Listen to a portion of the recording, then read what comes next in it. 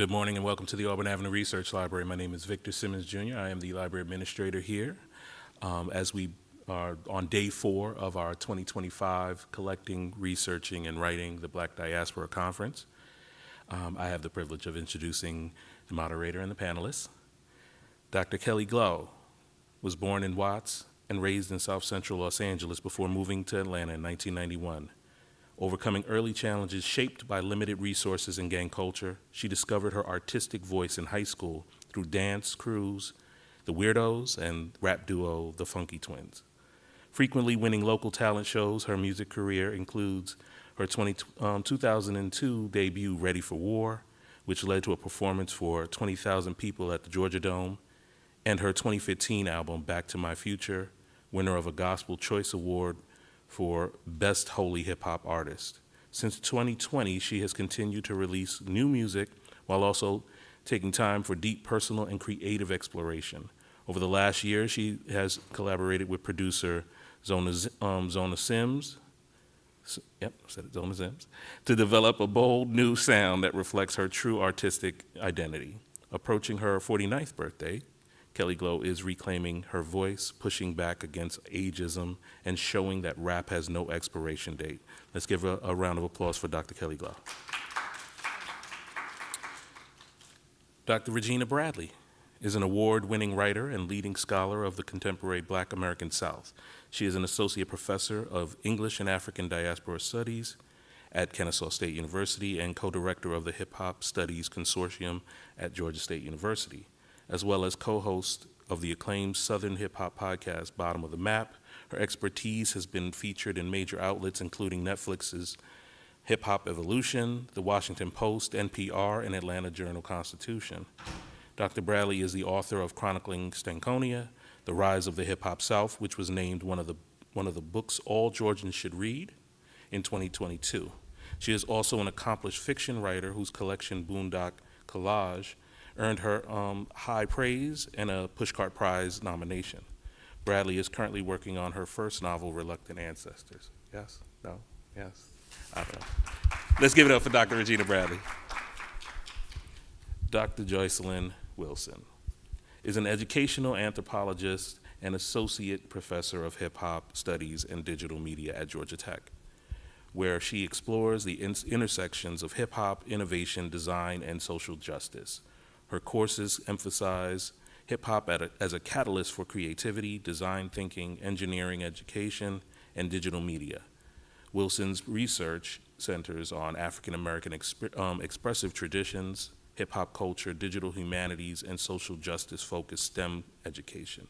She earned her BA and PhD from the University of Georgia, a master's degree from Pepperdine University, and served as the 2011-2012 Hip Hop Archive Fellow at Harvard University. Inspired by a family of educators, she believes culture, hip hop, and the arts reveal personal gifts and embody the true heart of education. Reflecting on Atlanta's cultural impact, she notes Atlanta influences everything. Let's give a round of applause for Dr. Jocelyn Wilson. Thank you. Such an honor to share the stage with these beautiful women and scholars. First of all, let's check out the outfits, as I know. It says style and scholarship. Okay, we rocking it. So I just want this to kind of flow, just a nice conversation between us. I'm a big proponent for getting to the roots and the foundations of things. So November being Hip Hop History Month, Trisha Rose, the first documented to have a dissertation in the area of hip hop. So what is the significance of Black Noise and Trisha Rose's work on your journey?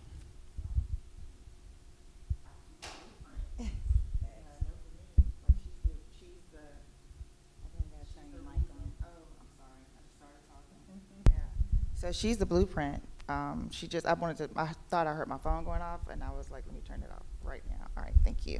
So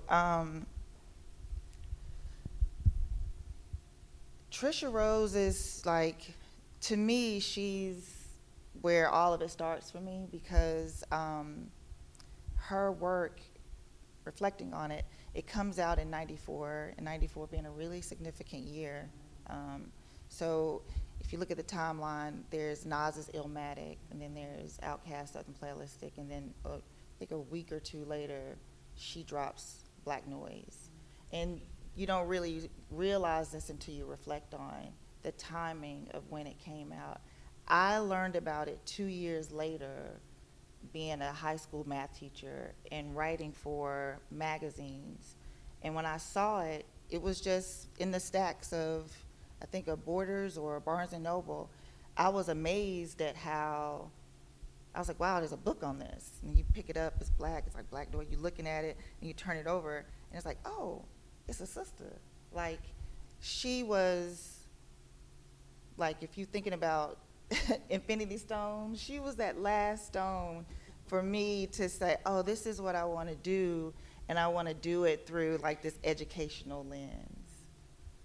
So, like, there are two women in my journey who are like blueprints for me. One woman is Sonia Murray, who wrote for the AJC, and Trisha Rose. Putting that together and realizing I would like to do this through the experience of education. She's overall my blueprint, and I'm sure it's similar for you too. Yeah. How y'all doing? When I think about Black Noise, I definitely think of the blueprint. As a matter of fact, I actually put Black Noise in conversation with the docu-series, the mockumentary Fear of a Black Hat. Because it has like a similar connection. You have a Black woman who's trying to document what hip hop culture is, what it means, how it goes. It's just a great movie too, by the way. But for me, I'm in a slightly different position. So when I first was introduced to Black Noise, I was in graduate school. I had never heard of hip hop studies. I didn't know hip hop studies was a thing. Until I took a class with Dr. Portia Maltsby. So it's always been Black women for me, leading me in the right direction. So if you don't know who Portia Maltsby is, she is the godmother of Black popular music studies. And she taught at IU, where I went for graduate school, and I was taking her class, and we were having these conversations about Black popular music, and she was like, if we're gonna study hip hop, you have to study and read Black Noise. So that was like, oh, you can actually write about hip hop? You can actually study hip hop? This is a thing, even though I've been listening to hip hop my whole life. I didn't know it was a critical inquiry. You could actually ask critical questions with it. And here you have this book that's allowing you to do that. So it was almost like a permission slip for me to be like, okay, start thinking about what hip hop is, what it can do, and how you can utilize it to think about the world around you. That's really cool. Similar to me, when I first started research, my professors were telling me, you want to do hip hop? That's not a viable topic. So I went and started to search. And on my first search, just put it in hip hop and education, I got back like 14,000 hits or something like that. So people have literally been writing about this thing since it started in the 70s. But her book was like the first text that actually came up. So I went to the library and pulled it, and it just helped me realize that that definitely was like the foundation, like the starting point, and that I need to dig deeper into this scholarship. So we definitely want to highlight her. And then also we talked earlier about just dedicating this to Marciella Morgan. Again, another pivotal writer and scholar in hip hop studies. So I Googled hip hop scholars, okay? And there were only 4 women on the list. Who do you all think those 4 women were? Regina Bradley. Well, I would think that Dr. Morgan would be on that list. Bettina Love. Bettina Love. It was Trisha Rose, Okay. Jocelyn Wilson, Regina Bradley, and Bettina Love, all 3 who are here right now. So that was really interesting to me, because when I think of hip hop, I think about it's a male-dominated culture, right? So then how does that translate into hip hop scholarship? Like, how have you guys have fared yourselves with the Chris Emdens and Nelson Georges and the, you know, all the guys in the world? Like, who else? Anthony Neal and Emmett Price and the Michael Dysons. And have you had to kind of like fight your way at times? I mean, so I just want to say this, is that my way was paved because I studied Southern hip hop. So my way was paved by Dr. Wilson, Amani Perry, you know what I mean? Like folks who actually took the South into consideration. One of the things about the academy is that it's hella slow. So we've been studying hip hop for 30 plus years, but it wasn't until the 2000s, late 2000s, that folks were like, oh, you mean region actually has something to do with hip hop culture? And even then, it was only a few people who were writing about it. But there wouldn't be Southern hip hop scholarship if there wasn't for Southern hip hop journalists. So, you know, before she was a scholar, or she was a scholar, but I mean, like, she was scholarizing in a different way when she was, you know, when she was writing.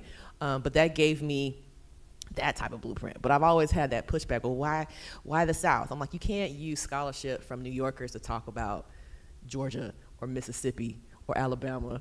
You know, the joke that I tell my students all the time is, you know, in New York, subway is a transit system. Where I'm from Albany, Georgia, subway is a sandwich. Like, you can't you can't utilize like that same thing. So there's always been that pushback. I think there's even bigger pushback that it's not a dude who's writing about Outkast, who's not writing about, you know, trap, who's not writing about Southern hip hop. So that puts me in puts us in a unique position, but I really don't care. Like, I can go toe to toe, you know what I'm saying? It's not just, I had one colleague who was like, oh, well, the reason you talk about Southern hip hop is because, you know, you're from the South and you fetishize it. And I'm like, I can't fetishize something that I live on a daily basis.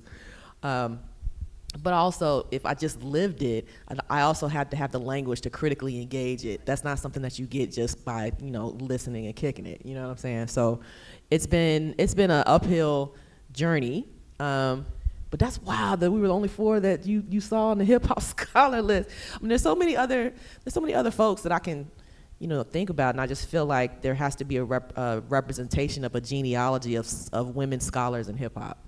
You know what I'm saying? It's not just me. It's not just, you know, Jocelyn. It's not just Bettina. You know, there's also Amani Perry, you know, who opened up the doors in different ways. You know, like I said, there's Marcelina Morgan. Would not be on this stage if it wasn't for Dr. Morgan. So just being able to see like how these different folks engage the culture and kind of like give you different ideas about how to approach it is so important.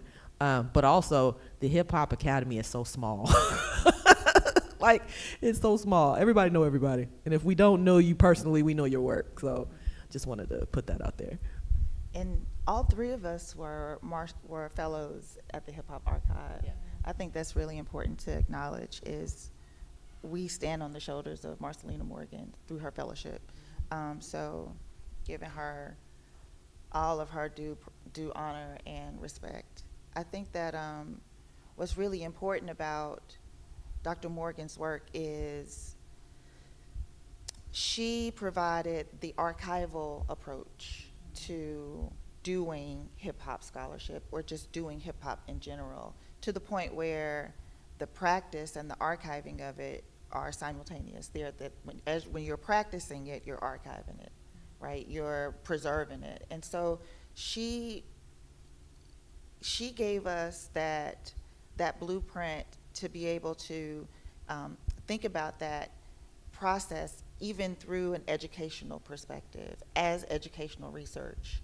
And I think that was where our generation of hip-hop scholars come in, because it was important to really institutionalize hip-hop pedagogies and theories and like this whole practice of doing hip-hop scholarship, preserving it, and it being a form of educational research.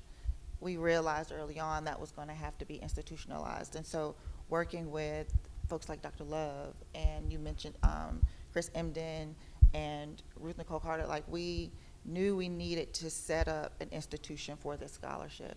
And so that was really important. I think that working with Dr. Morgan helped me realize that. And that's important to the building of where it is now. Like, so it's what, 2016, so it's coming up on 10 years that SIG is the special interest group for hip hop theories, pedagogies, and practices for American Educational Research, AERA. That's 10 years. That's coming up on 10 years now.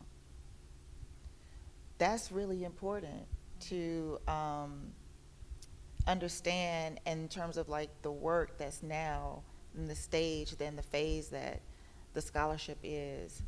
I think it's also important because now it's at a stage where public scholarship is being included a lot more than it's being included as research. Like, so the journalism is, I mean, you have blogs and all of that, but we have more opportunities to publish outside of what's considered academic spaces. And for me, that was something those are hurdles I had to jump early on because I came into the scholarship as a journalist.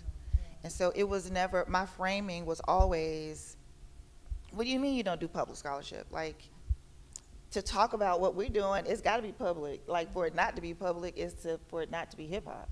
So I just didn't even have that perspective. So I really just kind of stayed, and colleagues will tell you, like, I cared, but I was going to write publicly. Like, that was, and it was going to be considered part of my scholarship, because that was, I think, what hip hop did for us in hip hop studies. At least for me it did, and I believe it did for my colleagues, is we could kind of see the future. We kind of knew that at some point, to your point, that it's slow, that it was going to catch up. And I believe it's catching up now. And it's opening up more opportunities for other scholars to come in and young folks to even, I have 2 students right now who were my students at Morehouse who are now hip hop scholars. Kenton Ramsey at Howard. Like, he was a student in my class at Morehouse. The fact that there's another generation coming in and really cataloging and jumping over those hoops and stuff, that I think many of us kind of opened the door for them to be able to do so. So that's how I've kind of navigated. I know you were talking about, like, being a woman and being a woman in the space, which I believe hip hop studies, it's born out of a woman's insight. So it's a safe space. It's always been a safe space for us. And I think a lot of other people see it that way. So yeah, that's kind of how I've navigated it, just kind of doing what I do and collaborating with folks who are like-minded. And yeah, I hope I answered your question. You did. Let's get into more, I guess, worldview, perspective,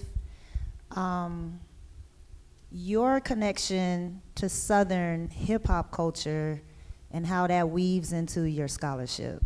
Because we have some people in the audience who are familiar with your work, and then we have some people who, they're introduced you for the first time. So give us some of the gumbo, some of the collard greens and turkey necks. So I'm from Albany, Georgia, which is about, well, this 75 on the weekend sucks, but 3.5 hours south on a good day. We're right outside of Tallahassee, Florida. Albany has its own lore, so to speak, because it's a place that Dr. King went in 1961, December 1961, and got ran out 3 days later because he thought that the nonviolent, his idea of nonviolence would be met with a different type of rapport, but he actually got met with a nonviolent approach with Laurie Pritchett. So Albany has a unique position in civil rights lore and civil rights history. So why is that important? Well, that's important because when we think about hip hop outside of Atlanta, Albany is one of the hubs for that. And it was an opportunity to to change the conversation about what the South looks like after the Civil Rights Movement, which got me interested because I was raised by my grandparents. So my grandparents came of age during the Jim Crow era. So their ideas about Southernness and blackness were deeply rooted in their experiences, and they were trying to teach me how to be Southern. But the reality of that is that you can teach me all you want, but that's not what I'm actually hearing and seeing on a daily basis. So in one ear, I had the gospel, I had the blues, mostly the gospel because preacher's kid. But in the other ear, it was hip hop. It was Goody Mob. It was Outkast. It was Lil Jon and the East Side Boys. It was 3 6 Mafia. It was Master P, and No Limit. So it was like I had these conflicting ideas in my ear about this is what it means to be Southern. No, this is what it means to be young and Southern, young Southern and Black. And I didn't really think about it critically until I got to graduate school, because when I went from going to school, I went to the unsinkable Albany State University, and then went to the Midwest for graduate school. Nobody was checking for the Southern hip hop in the Midwest, but that's what I was listening to. That's what I was engaging. So I started asking more questions, like, why not Southern hip hop? And when I did finish graduate school, what ended up happening is that we went to the Hip Hop Literacies Conference in 2014. And everybody was excited about the 20th anniversary of Nas's Illmatic. And we were like, actually, me and Jocelyn, we were sitting at the table with Chris Emden, with Emery Petchar, and we were like, yeah, but you do also know that Outkast turns 20 at the end of the month with Southern Playlistic Cadillac Music. And the response was, oh, that's right, which really irked me because I'm like, we're not just an afterthought. So what ended up happening is I ended up reaching out to friends who were also Southern, majority Southern, and we're like, yo, you want to get on like Google Hangout and talk about why Outkast is dope? And they were like, yeah, let's do it. So that's where Outkast and Conversations came from. What was supposed to be like 10 episodes ended up being 40, right? Because folks started getting in their feelings. Why you not asking me about why I love Outkast? I didn't know you love Outkast, so now I know. And that ended up being the grounds for my book, Chronicling Stankonia, The Rise of the Hip Hop South, because Dr. Wilson wrote about Outkast and the Outkast imagination in her dissertation. That opened up space for me to think about Outkast as theoreticians of what I call the hip hop South. What does the South look like after the Civil Rights Movement? How does hip hop modernize what we understand Southernness to be? And Outkast was definitely at the top of that list. So that allowed me to think more deeply about, the differences between Southernness and Southness, and race and identity, and even gender. I mean, like, they touch on so many different aspects that there should be 11 million books on Outkast. But, again, we're playing catch up. So then I did a collection about Outkast called An Outkast Reader that Dr. Wilson so graciously provided an essay for, an interview for, that kind of talked about what other scholars were thinking about Outkast impact. And it's always been about the culture for me. I've been part of the culture since I was 14. So it was important for me to document, and I tell my students this all the time, it's so important for you to be able to document your own experiences before somebody else tells you what your experiences are. And that really kind of grounded my mission, I guess, into thinking about why Southern hip hop is so important. And I really appreciated Southern hip hop journalists for laying that groundwork for me to think about that, and also to claim my space and speak my truth to power, which is what Southern hip hop ultimately pushes us to do. It pushes us to be experimental. It pushes us to be messy at times. It pushes us to be liberated. What does it mean to be and get free after the Civil Rights Movement? And Southern hip hop definitely lays the blueprint for that and forces us to have that conversation. So I want to just fill in on some of the things that you said, which I think is really cool. So this is our first time, just me and you, just kind of talking. And so y'all are getting like some history here because we're able to fill in. So I met Regina, Dr. Bradley. I met Dr. Bradley, Florida State. Yep.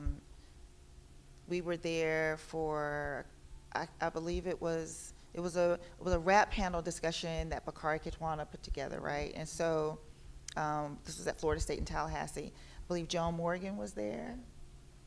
Bakari Kitwana, Nat moderated it. I was there. and you were a graduate student. So this is, what year is this? Probably, what is this, like 2000, 2009, that's what I was gonna say. So I'm 2 years out of getting my PhD. So what I think is really cool and fascinating about this is because my family is from Alabama, from the South, from Pickens County, Reform, Alabama, about 30 miles east of Tuscaloosa, Alabama, and Columbus, Mississippi. And I was born in Tuscaloosa. My family began to migrate to Cincinnati, Ohio, and Atlanta in the mid to late 70s. And so my grandmother, what I'm talking about 7 to 8 children, that a few stayed in Tuscaloosa. Most either went to Cincinnati or came to Atlanta. My mother was one of the last to come. So I've always remembered being back and forth between Tuscaloosa and Atlanta for holidays, for spring breaks, and spending time with my family that was here. We moved here finally when I was in the 5th grade, and I started going to Peyton Forest Elementary School as part of the Atlanta Public Schools. This was an interesting experience for me because by this time, I lived in a predominantly black neighborhood in Tuscaloosa, but coming to Atlanta and seeing all black everything, that was really comforting for me. But it was also like, when we moved here, my mom's a single mom, I have an older sister, it's heavy. Even with my mother my mother graduated from Stillman College. She got her master's at Clark College. There was a freeze on hiring teachers. So for a minute, my mom was working at Rich's downtown. So the 3 of us are moving through Atlanta, surviving amongst a family of other aunts and uncles who are all supporting one another. So that's the network in which I grew up in, and attending schools that were under the leadership of Alonzo Krim. So I'm really a child of that era of education in Atlanta. And I'm sorry? We still care. Exactly. Yeah. Well, and so I'm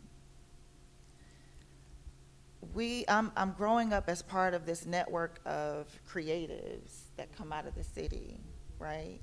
That end up laying the groundwork for the music that her generation is enjoying. And I'm documenting it. I've been documenting hip hop in Atlanta high school I came across a talent show tape recently. Oh, wow. And I was like, what in the world? It's senior day at Mays High School. I think it was, and we used to have these groups that would dance and do routines and yeek, and it was a thing, right? And I recorded it, and I forgot about this tape. So to grow up as a part of that network and know that to do Southern hip hop is really methodology, and I think that's what you're speaking to. And building the field has required, at least for me, to think about hip hop. We've done a good job of talking about what hip hop is. We know what it is, we know its impact, we know what it's able to do. It has a certain adaptability across people, products, communities.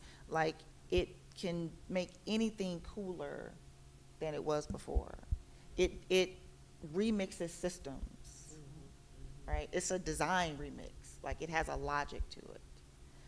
Growing up in Atlanta and experiencing and doing hip hop and doing Southern hip hop has helped me understand how to talk about how hip hop works.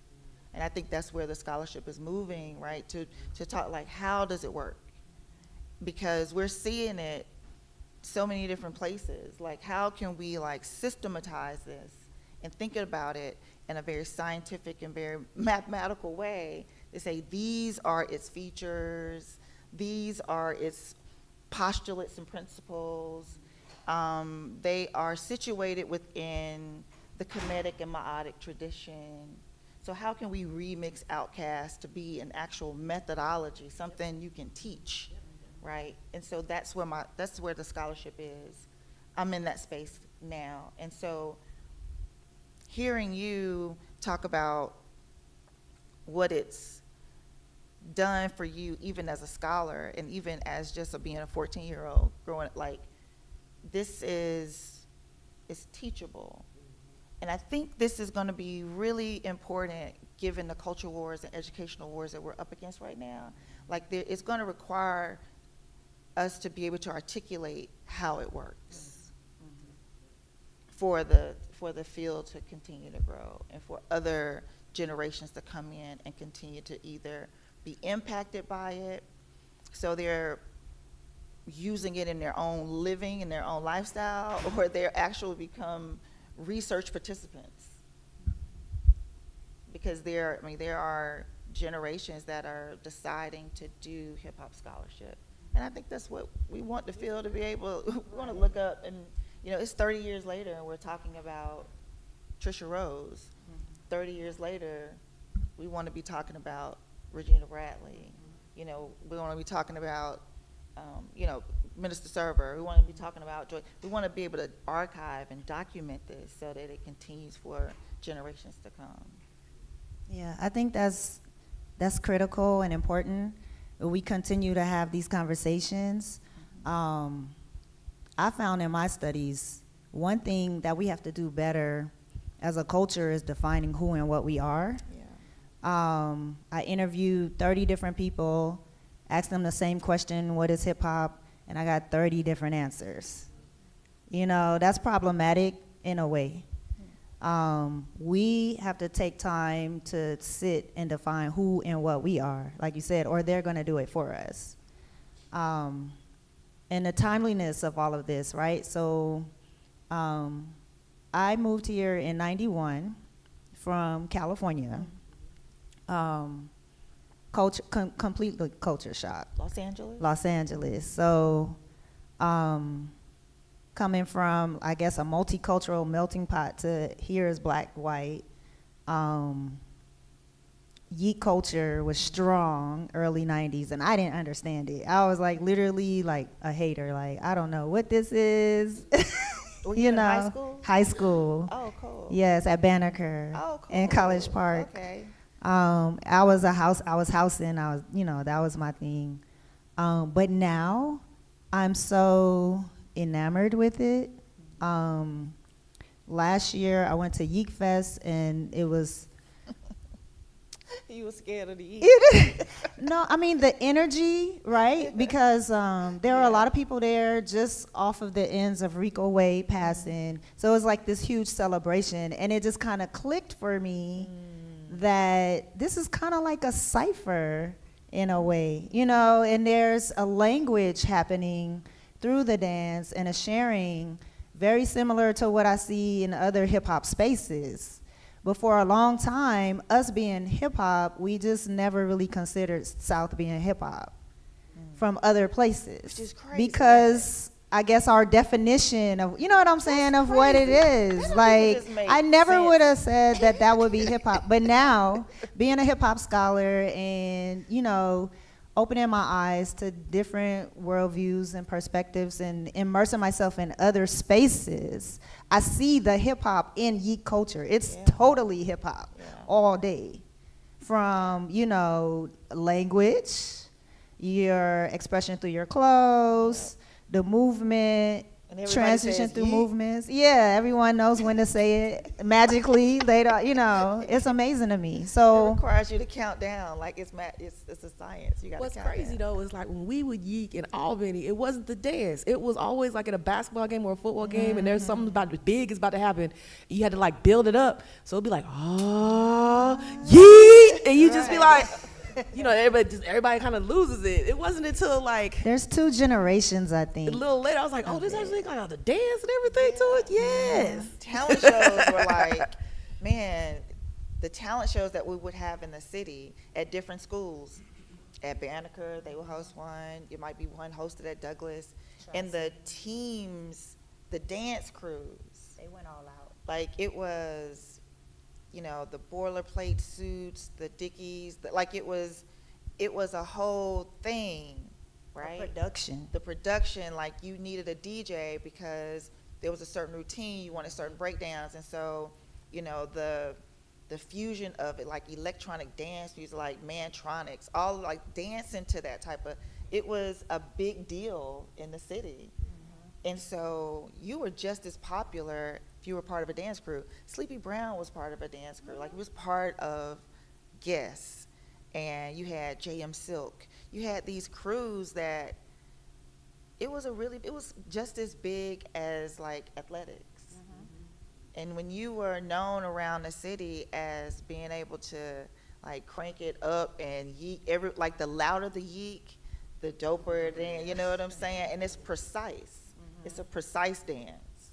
It's for me, it's right in there with Southern b-boying, b-girling. It's because this is what's cool about growing up in Atlanta with hip hop. Is like we never hated on any other place.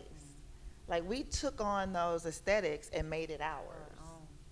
And I think that's what everybody did, right? And so we saw it as part of b-boying, b-girling, like it was part of you. It's a dance crew, and even extending that into skating, I think all of that becomes a part of that performance, right? And so it was a big deal. I mean, you had crews battling, so it's definitely in that same realm.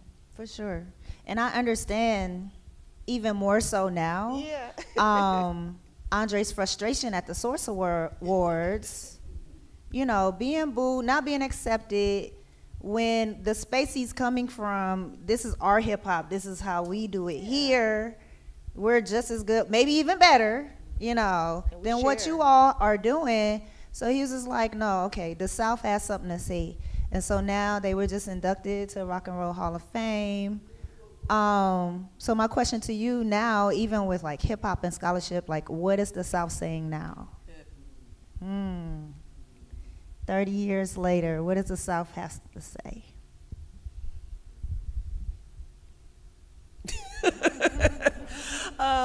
I just think it's a full circle moment. Like I don't really use Twitter anymore because drama, but I'm on Threads, and there was a whole conversation that was happening about the Rock and Roll Hall of Fame induction ceremony.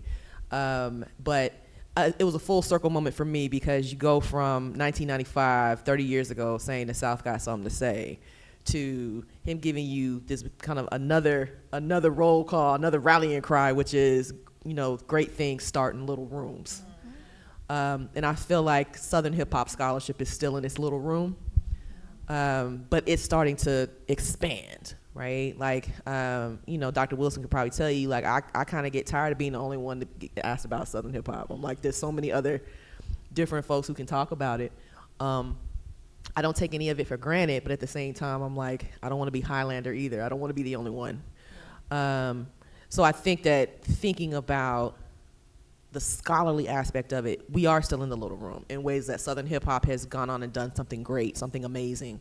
But we are catching up on the critical language to actually engage what that greatness is, the frameworks for what that looks like. We're starting to have generations of Southern hip hop scholars, which is exciting. I'm thinking about like Adaria Johnson, for example, who is playing around with this theme of dirty South feminism. What does that look like?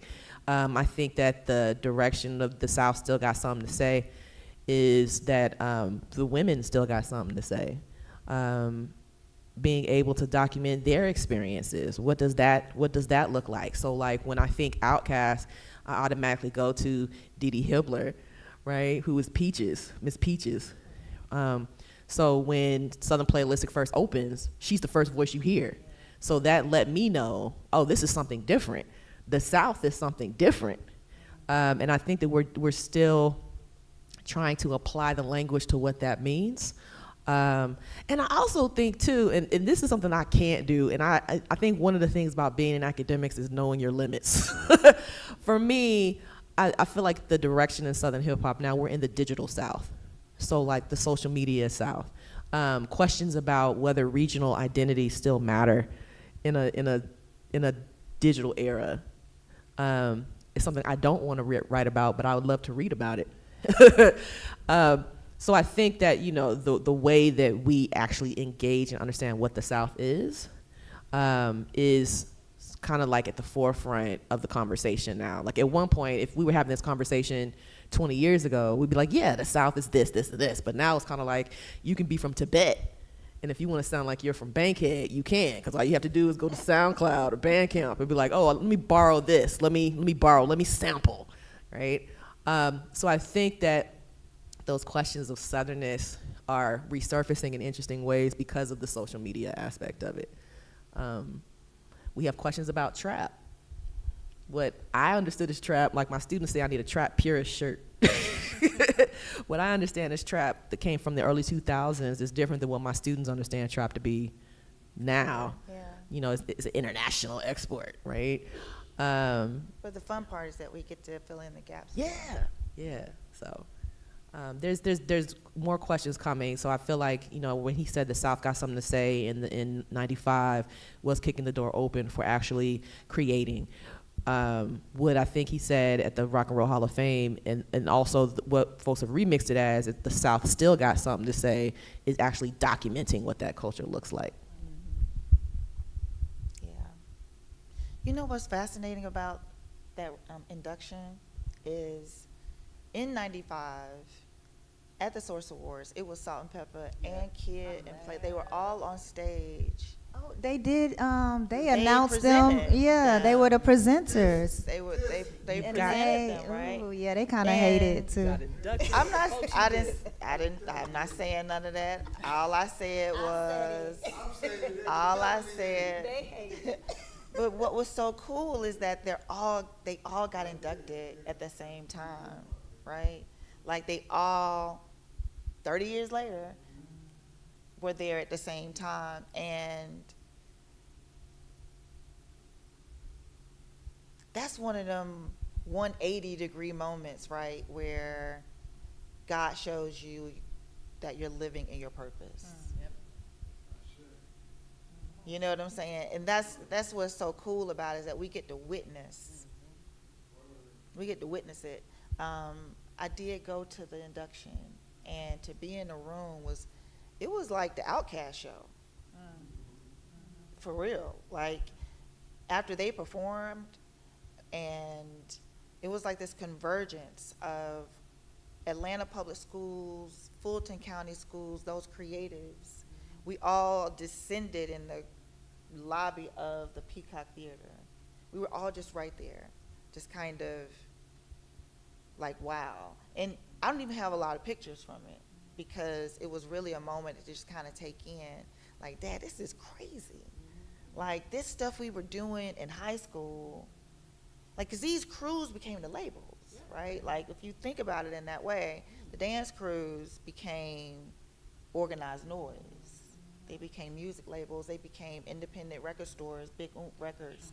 That these all started as, you know, either they were at throw-in parties. Lil Jon was throwing parties when we were in middle school, high school. That becomes BME. Like, so these, when you think of it as a lineage of something that starts in this school network, that were really the guinea pigs for this new way of, like, this is post civil rights. Like these are the kind of, we're coming up as like, it's like this an experiment of see what happens when you have a superintendent that understands how to integrate culture into a school system, and it's trickled down to the administrators, and then somehow in that structure it gets to the teachers and it gets to the students. This is the output. And it can be replicated. That's where it is for me. Like that's where my scholarship is now. That's the research that I'm publishing on UGA Press. It comes out in August or September. Plug it, put the mic up. Because I was going to ask what's next for both of you. Yeah, so I know your book is coming. So tell us about that. Well, it's I'm calling it a methodological memoir. I'm talking about this. I'm like, the cool thing, Regina, is that we get to create the methodologies in building a field. So I'm offering methodology to shape the field, right? August 2026 on University of Georgia Press. So that's what that's kind of, and we can think about hip hop as a design thinking principle. I teach it. I teach 2 courses. I teach experimental digital art, and I teach intro to Black media studies. And in that intro to that experimental digital art class, they remix media campaigns as a final project. It's kind of building up to that throughout the semester. They can choose whoever they want. They can choose a music artist. They can choose a fashion line. They can choose a host of different artifacts that they can remix using methodologies that we create. And you get to see if it works, right? So my undergraduate degree is in mathematics. I'm a scientist at heart. And so for me, I like to look at patterns because I think that we can take that data and turn it into something replicable. And I think that's where I would love to see Southern hip hop go. This is where I would love to see just hip hop studies go, to where it is standard. And I think we're in the perfect time for that. And it might be a little bit of an optimist in that way, but anything that gets burnt to the ground got to be built back up. I always say hip hop has the answer. We really do. The entire culture, we have it, and now we have the blueprint. Yeah. So like you said, let's write up the methodology, and you all just follow this, and we're good to go. Well, not even that. Like the cool thing about it is it's malleable. Like it's adaptable. Like that's why I think hip hop is so global, because its ability to kind of weave into something, right, and change it. That's crazy. But that's why we're still here too, all these years. Dr. Bradley, what's next for you? So I'm writing a critical memoir where you like patterns, I like stories. Yeah. So I've been thinking more deeply about, hip hop's role in my coming of age in the South, while being raised by a Jim Crow Black grandmother. So that's the current project that I'm working on, is a collection of essays about growing up in Albany with hip hop and my nana. It's coming together. And then also, I was recently appointed as co-director of the Hip Hop Studies Consortium at Georgia State. Congratulations. So, thank you. Congratulations. Thank you. So the next move is to continue that documentation. Working with Dr. Lakita Bonnet. She is interested in political science connection to hip hop. My role in this is to think about how to complicate ideas of the South and hip hop and what that looks like, not only in the city of Atlanta but beyond. So that's what we're working on. So I'm being pushed into like an administrative role that I never thought I would see. But the stories are so significant.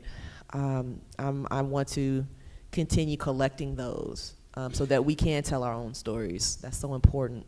And also have some sort of an archive. Again, thinking about Dr. Morgan, you know, being able to archive one's experiences is so important. And I hope to continue that work, not only in her honor, in her memory, but also for the, you know, generations of Southern hip hop scholars coming up behind us. Wonderful. Do we have time for a few questions? Yes, we do. I'm going to start one because I'm just like, I got to get my question in.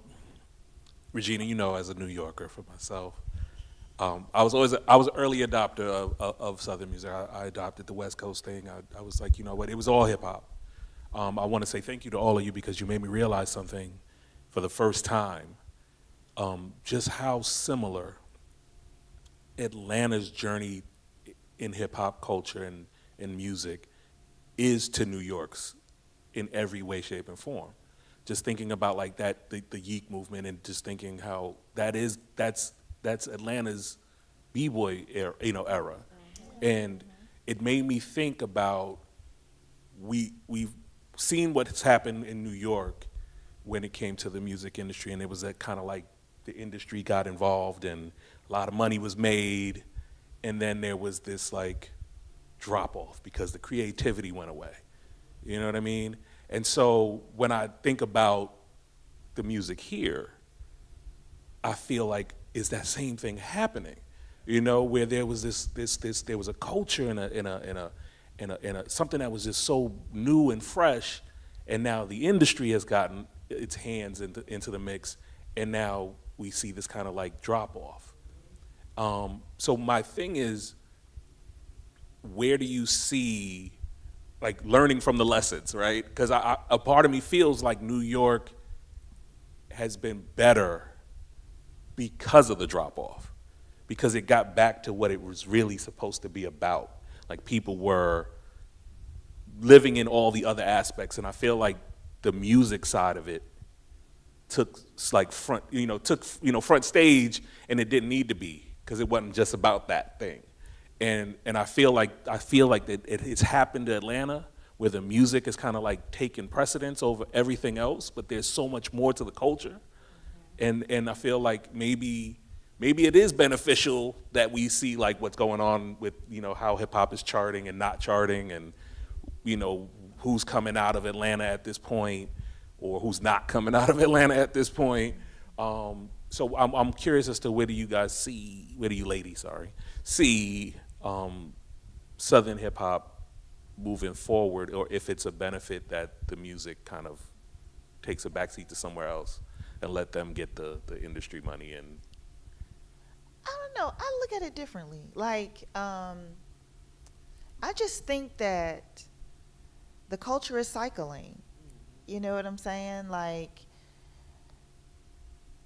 Atlanta's role in the history of hip hop culture, going back to the induction, like, that cherry is on top, right? So the fact that we're seeing the culture in the city kind of cycle through other aspects of the culture and not so much the music, like, it's okay. I'm okay with it, right? I'm okay with it because I think what it's doing is it's shifting back to the West Coast, right? Like, Kendrick Lamar is the biggest artist right now. Like, it's shifting in that way, and then we can see the Atlanta role in the way in which there's no Kendrick without Outkast, right? So the story of the South and of Atlanta is, it's already in the code, right? You know what I'm saying? You know what I mean? So I think that it's cool that we're cycling through another, and that New York is going through whatever. You know, like, I'm happy that we're having this regional cycling, because it's also giving Atlanta some time to reset. You know, and so that's kind of, and I'm, to your point about rap not charting, I'm actually all right with that too. Because it's resetting. And I think it's resetting according to the way in which music is being distributed right now. You know, I can't wait to see what we're gonna do, like the innovation that's gonna come out of the people who are being constrained to get their message out. Like what's gonna, I'm waiting to see that happen. So I think we're in a good spot.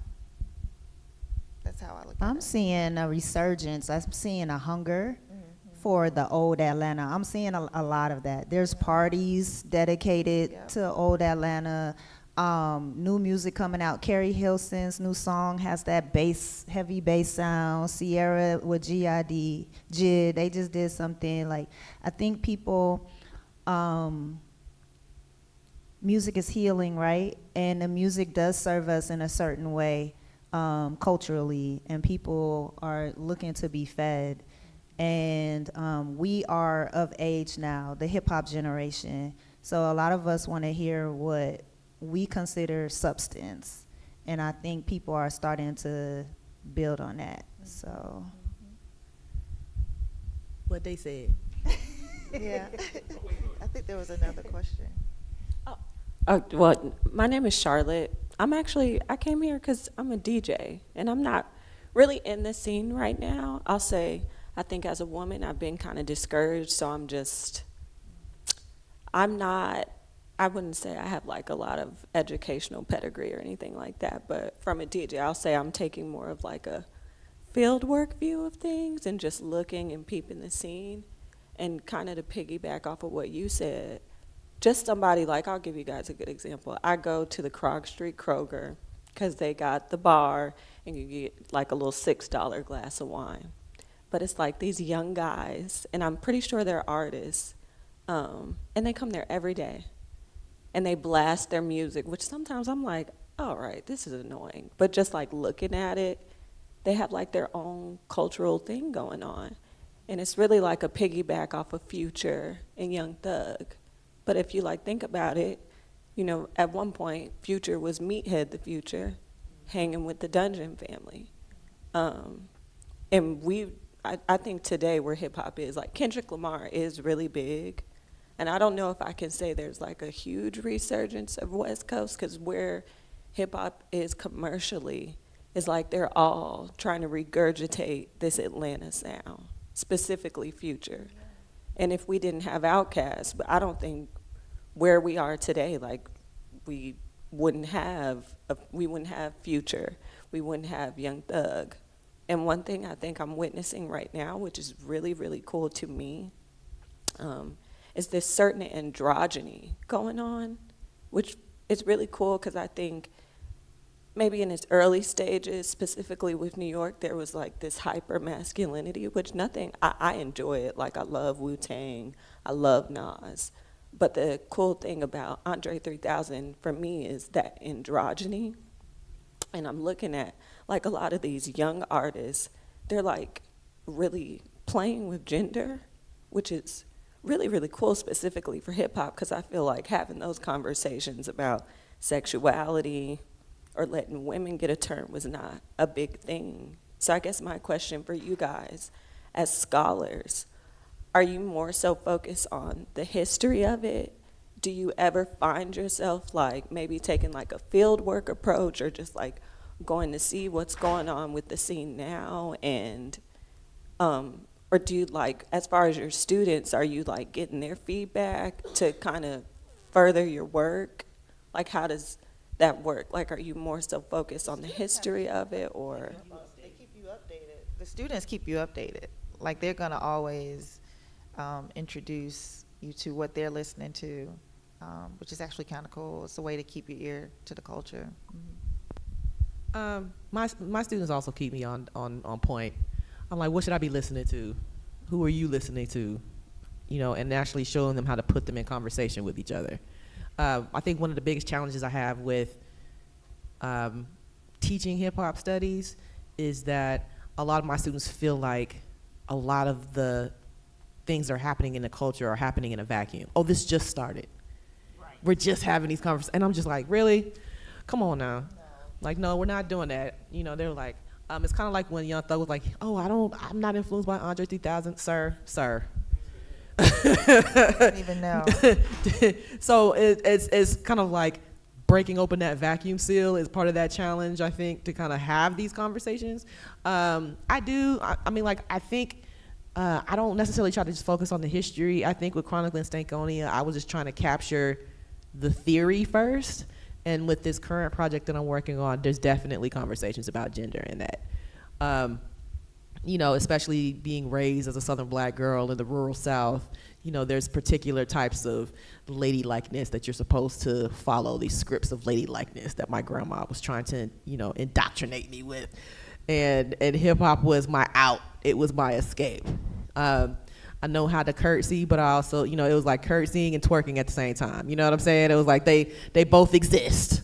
So I do think that is probably I feel like that's the next wave of conversations is the gender aspect of it, and there are definitely a lot of folks having it. But I think even more so is interesting is when you talk about the regional aspect of it. Like one of the things we haven't talked about, but I've been thinking about for a long time is there's very little scholarship on the Midwest.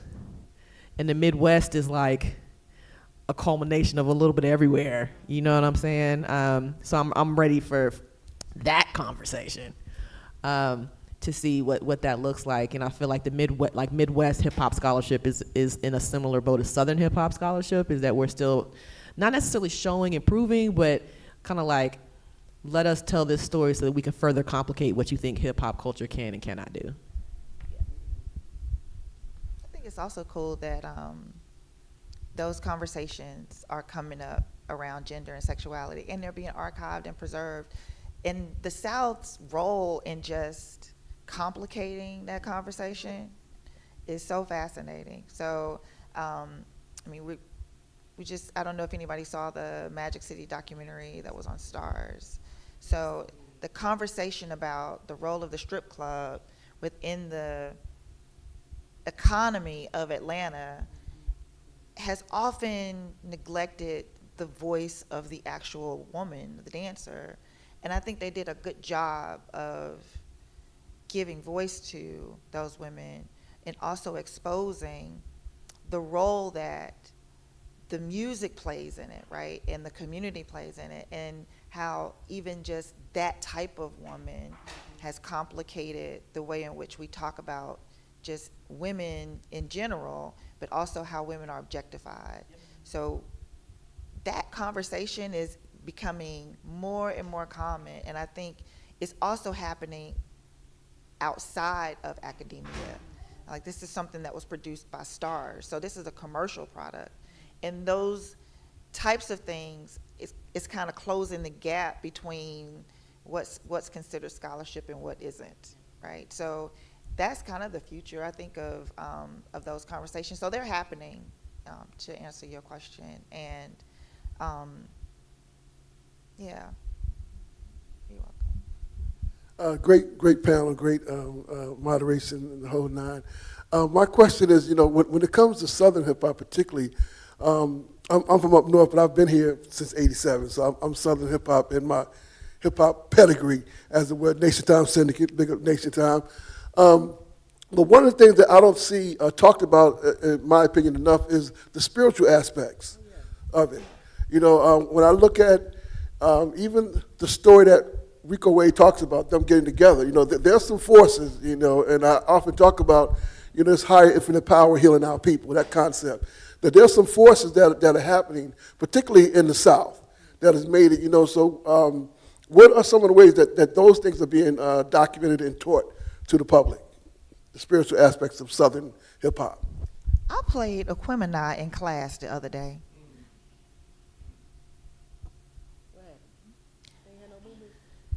Man, did they? And how about it was probably 15 students that were there. I think it was 15 of 20. 5 were out. And this is just to kind of give you the demographics. Most of the class is African American. This is in my intro to Black Media Studies. I have 1 white student. And he must have grown up around some other black folks, because the way in which he even engages and respects the his students and they respect each other, like you can tell that there's some value there. So they weren't even born. We did the age thing, we calculated all of that, and I was like, Dad, so y'all, those of you who know about it, you know it because your parents introduced you to it. So we played it and listened to it in class. And this was a shift in what we were going to be doing anyway. We were getting into talking about black male representation in media and music. And so coming off of that induction, I was thinking about, like, how can we have those conversations in a way that just seemed to elevate the moment, you know? So I decided for us to listen to Aquemini because of the way in which Andre and Big Boy present themselves, present their duality, how they talk about their spirituality, how they understand authenticity and things being synthesized and that synthesis of information. So they really had a lot of discussion around synthesizer. And it led into them talking about their own spirituality. And that's the power, I believe, of these artifacts, is that you get to use something that's been preserved to preserve something else, right? And so that's the way in which I'm introducing it to, and it's working. You know, it does, and I'm sure you're seeing this as well in your class, like, it's working. You see it in front of you. Yeah, we didn't play Aquemini, we played Vice Versa. Okay. And Vice Versa is such a powerful, you know, conversation, because one is pushing back against the dominance of the black church in the South. Two is asking those questions that would got us kicked out of Sunday school, like what if heaven was hell and vice versa. But I mean, like, it's engaging those questions about the what ifs, right? It also speaks to or breaks that absolutism of what faith looks like in the South, and how faith is asking questions. So, you know, that kind of led to conversations about Goody Mob. I feel like Goody Mob is one of the more spiritual groups in the city. You know, whether it's, you know, Deacon CeeLo with his squall. But you know, one of the more powerful moments that I had was, there's something about that Aquemini album, man. We played Liberation.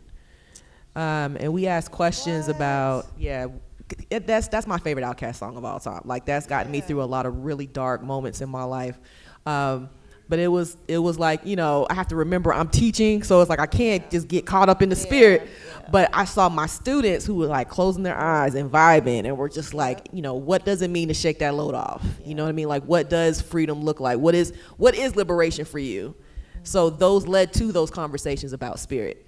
And nobody does spirit like the South. It's not even necessarily just gospel. I mean, like, it's asking those questions. It's thinking about, you know, root work and hoodooism and all of these different things. And that's what I really love about it, is because it's complicated, and it's allowing those complexities to come forth, not just through the music, but also how you respond to the music is equally as important. All right. Well, I want to thank Auburn Avenue Research Library and the Black Diaspora Conference and Collecting, Research, and Writing, and everyone for having us. Ladies, I want to thank you for the honor of moderating this panel.